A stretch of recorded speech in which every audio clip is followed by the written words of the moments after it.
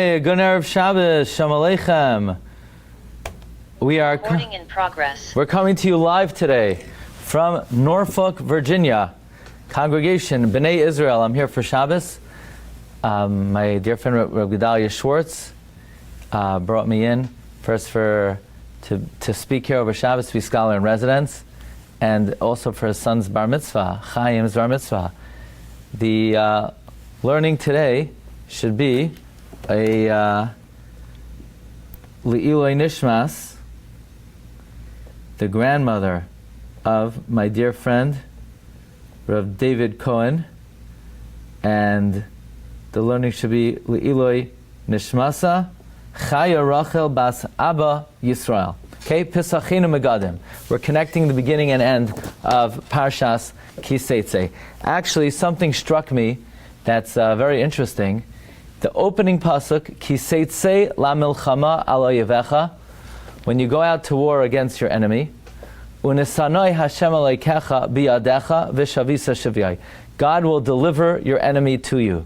So first it uses the words oyevecha. Seitzei la milchama al oyevecha. Seitzei la milchama al oyevecha. At the end of the parsha, it talks about the war against Amalek. It says, V'haya b'haniach Hashem aleikecha l'cha mikol oyevecha. Think about the meaning of the words. And it will be when Hashem gives you respite from all your enemies around.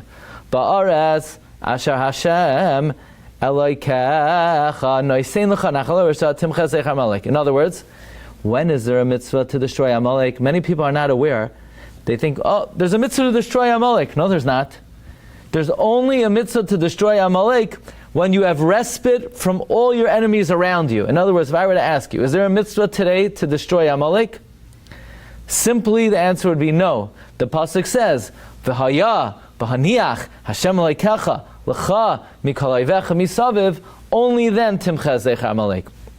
That's a very interesting diuk and a very interesting ha'ara, that there is no inherent mitzvah to destroy Amalek.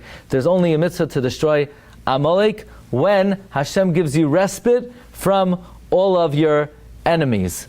So you understand this observation? In other words, there's no independent, inherent mitzvah to destroy Amalek. It's only b'haniach Hashem aleikecha l'cha mikol oyevecha misaviv. When you're at peace with all your enemies that surround you, only then there's a mitzvah to destroy Amalek.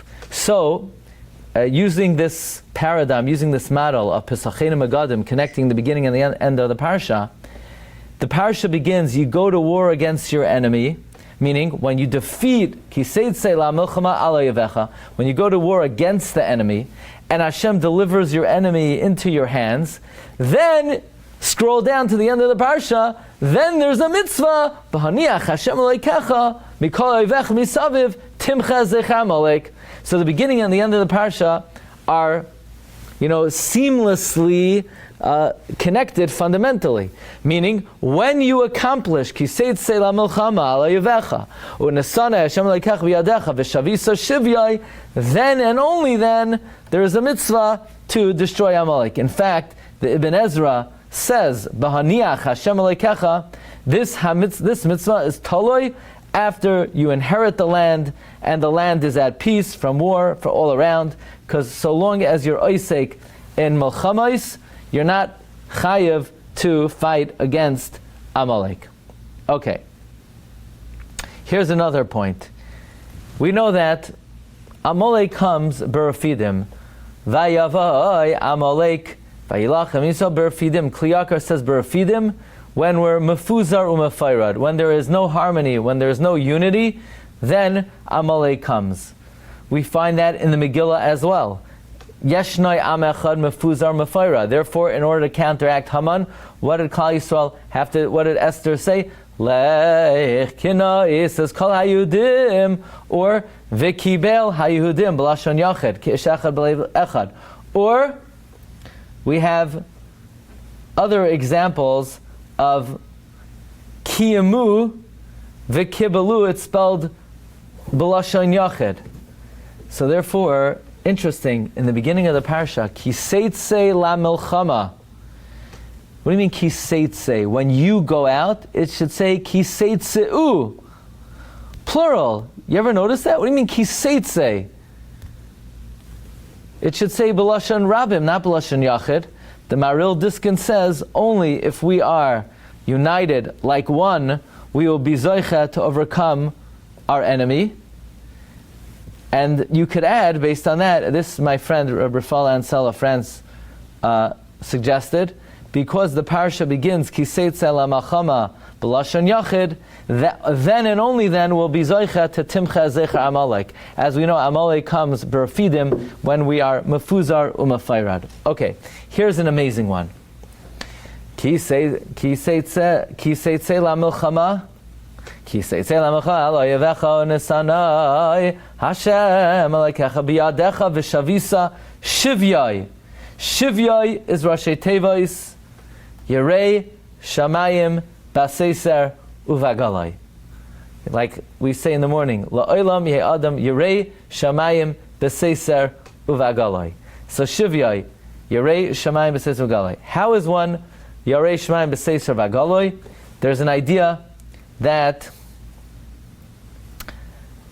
through Bris Milah, we're Yerei Shamayim Baseiser, through the Bris of Torah, we're Yerei Shamayim Bagalai. Like Yaakov is an Ish Tam, Torah, Milah. The Pri Chaim says Torah and Milah.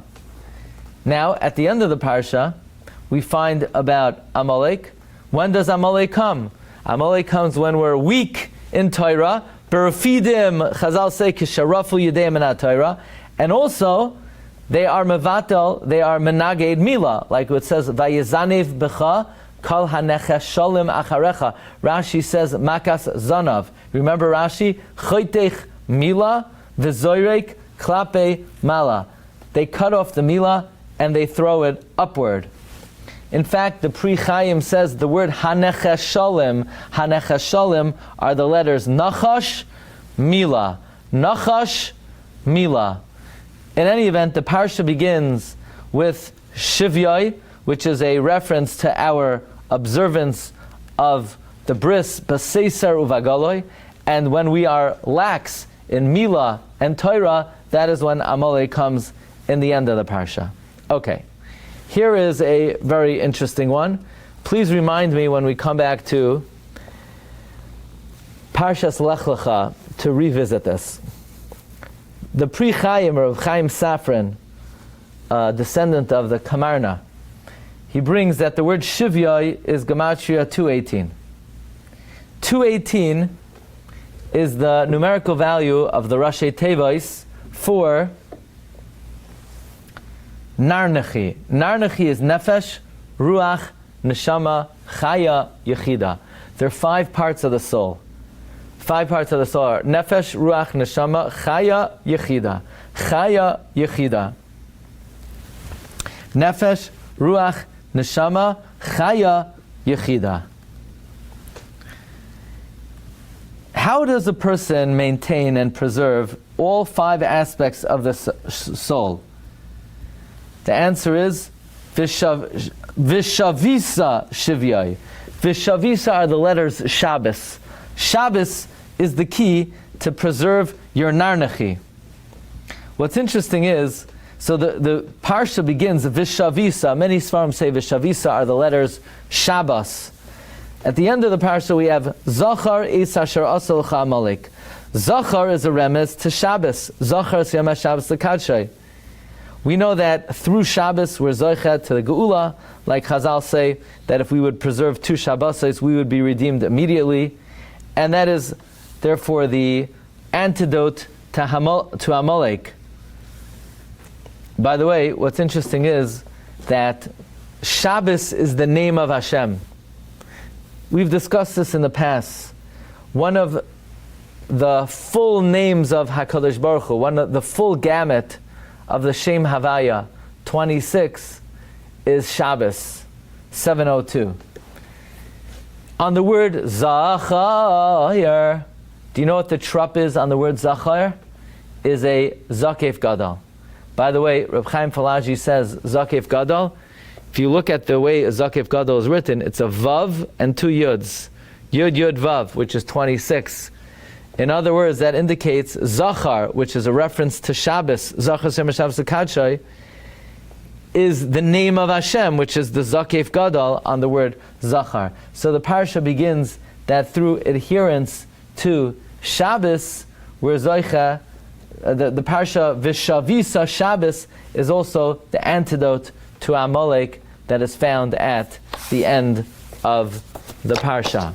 Okay, Rabbi say that is Pesacheinu Megadim on Parshas Seitzei.